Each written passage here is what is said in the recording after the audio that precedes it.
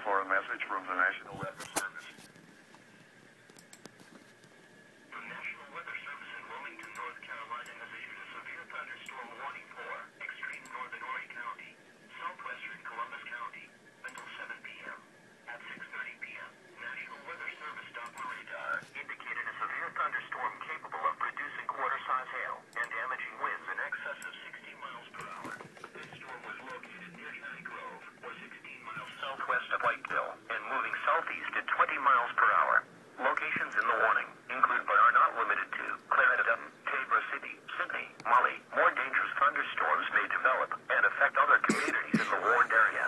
Severe thunderstorms produce damaging wind in excess of 60 miles per hour, destructive hail, deadly lightning, and heavy rain. For your protection, move to an interior room on the lowest floor of your home or business. A severe thunderstorm watch remains in effect until midnight Saturday morning for southeast North Carolina and northeast South Carolina. Please report hail, downed trees, or damaging winds to the National Weather Service in Wilmington, North Carolina. Toll free at 877